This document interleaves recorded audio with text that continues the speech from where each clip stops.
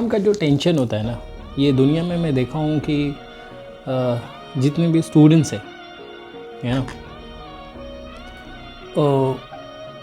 शायद ही कोई स्टूडेंट होगा जो नहीं डरता होगा एग्ज़ाम को लेकर के। डर एक ऐसा हाइपोथेटिकल कंडीशन होता है ना, जो आपके अनकॉन्शियस माइंड में बैठा हुआ है ना।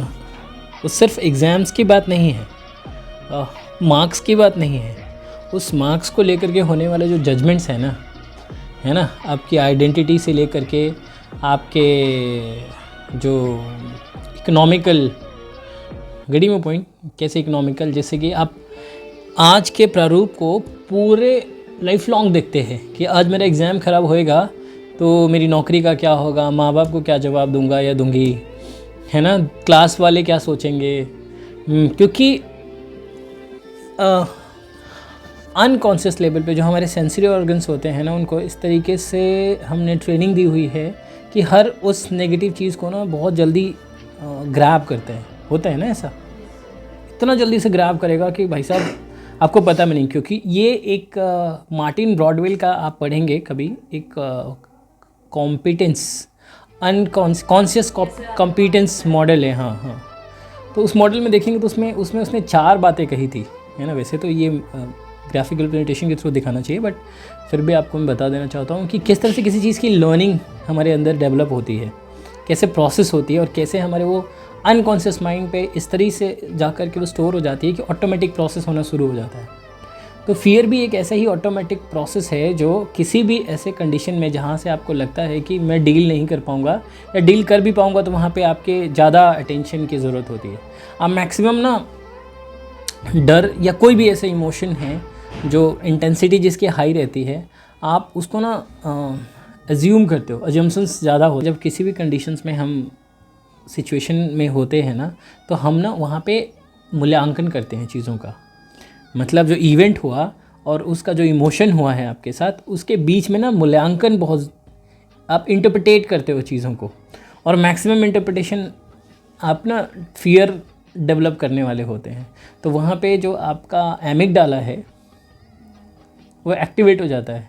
आपका जो प्री फ्रंटल कॉर्टेक्स है, जो सोचने समझने की जो काम करते हैं शक्ति, जो डिसीजन मेकिंग का काम करता है, वो लॉजिकल जो रखता है, उसकी जो होल्ड होता है वो ख़त्म हो जाता है, शट डाउन हो जाता है कम्प्लीटली। और आपका इमोशन जो ब्रेन के निचले वाले पार्ट में जो एमिगडाला है वो स्टार्ट हो जाता है। इसीलिए ना आपके अंदर जो सोचने समझने की शक्ति है वो ख़त्म हो जाती है, और आपका फियर मतलब इमोशंस फिर काम कराना शुरू कर देगा। तो आपको पता है इमोशन के पास बहुत लॉजिक्स नहीं होते हैं, तो आपको छोटा डर भी बड़ा लगने लगता है। और आप जो इंटरप्रिटेट कर रहे होते हो उस वक्त, क्योंकि आपका सोचने समझने का तो पावर है ही नहीं, तो जो भी हो रहा है वो ऑलरेडी डर के साथ स्टार्ट हुआ है। तो इसको सबसे पहले ना, सबसे बेस्ट तरीका है सेल्फ अवेयरनेस। पहले की क्या है?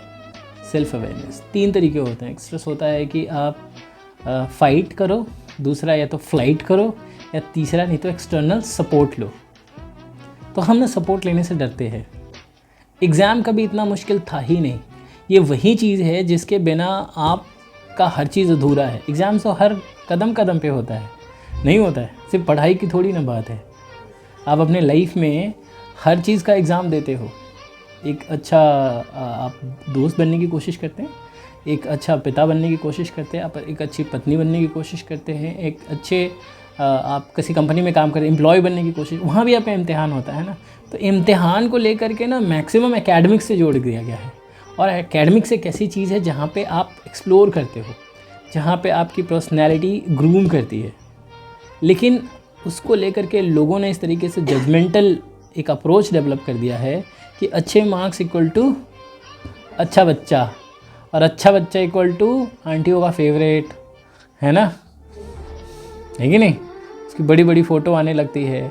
लेकिन सच ये है कि अच्छा इंसान होने का मतलब कि कम्प्लीटली वो मेंटली, फिज़िकली, इमोशनली बैलेंस्ड हो। बहुत सारे इंटेलिजेंट लोग मिलेंगे जो आपको इमोशनली बहुत वनरेबल होते हैं, अपने लिए भी, लोगों के लिए भी।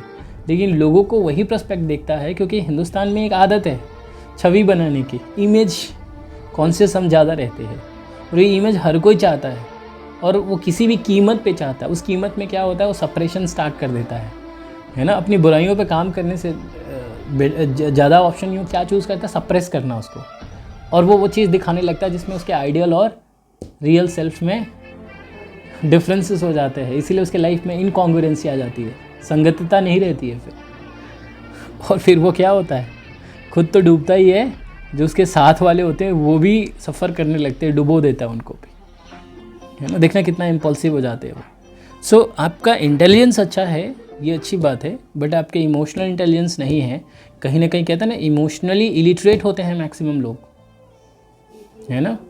खुद को तो हार्म करते करते हैं, सिर्फ फिजिकल हार्म नहीं होता है, एक वॉयलेंस वो होता है जो आपको इमोशनली किया जाता है, आप पे हर चीज़ इम्पोज करेगा, फिर माफ़ी मांगेगा, और आप भी उसको लॉजिकली ना सोच करके इमोशनली ही देख रहे होते हैं, तो सफरिंग दोनों की हो जाती है ना।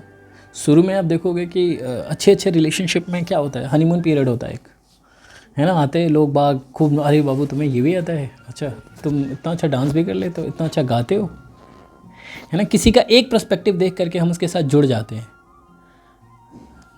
ना, बिना मूल्यांकन किए हुए। ऐसे तो हर चीज़ हम बहुत एनालाइज करते हैं, बट जहाँ पे आपको सच में एनालाइज करने की ज़रूरत होती है वहाँ भावनात्मक रूप से डिसीजंस लेते हैं।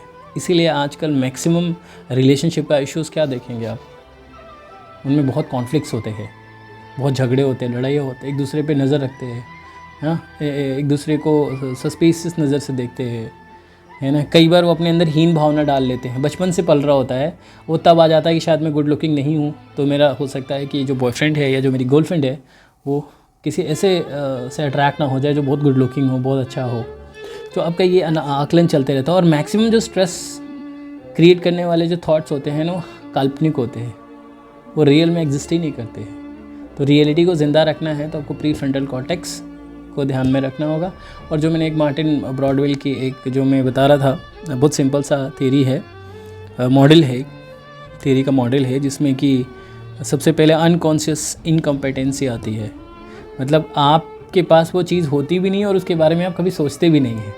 जैसे मान लो मेरे पास कार नहीं थी जब, या किसी के पास कार नहीं होती है तो वो कार को लेके बहुत सोचता भी नहीं, ना चलाने की सोचता है। लेकिन अचानक एक दिन उसके घर में कार आ गई, उसके फादर कार लेके आ गए, तो अब कॉन्शियस है बट इनकम्पिटेंट है, उसको पता है कि कार है बट वो चलाने में भी सक्षम नहीं। एक दिन अचानक से ऐसे ही बैठा और अच्छा लगा उसे कार चला करके, मतलब बैठ के अच्छा लगा, थोड़ा स्टीयरिंग हैंडल पकड़ा और अच्छा लगा, तो उसके अंदर अब लगी कि मुझे कार चलानी है, सीखनी है।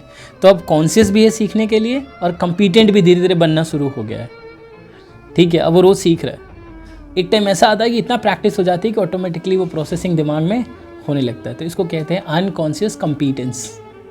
मतलब आप इतना डर डाल लेते हैं अपने अंदर, इतना अपने आप को आप चैनलाइज कर लेते हैं फियर के साथ, एंगर के साथ, कि जब भी वो कंडीशन आती है ऑटोमेटिकली आप क्या करते हो, प्रोसेस करने लगते हो अपने गुस्से को, अपने दर्द को, अपने रोने को।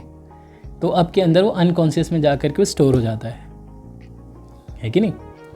तो आपको उसके बाद होता है सुपर कम्पिटेंस। सुपर कम्पिटेंस में आप कोई चीज़ जब सीख गए, ऑटोमेटिक आपका ब्रेन प्रोसेस करने लगा, तो आप दूसरे को सिखाना शुरू कर देते हैं, वो चाहे नेगेटिव हो चाहे वो पॉजिटिव हो। जैसे कार होता है ना, कार आप शुरू में तो आपको बहुत डर लगता है, बट एक दिन ऐसा होता है कि एक टाइम ऐसा आ जाता है कि जहाँ पे आपको अचानक से कुछ आते ही आपका दिमाग ही नहीं कहेगा कि कोई आ गया, ऑटोमेटिकली वो प्रोसेस कर देगा नैनो सेकेंड्स में, है ना।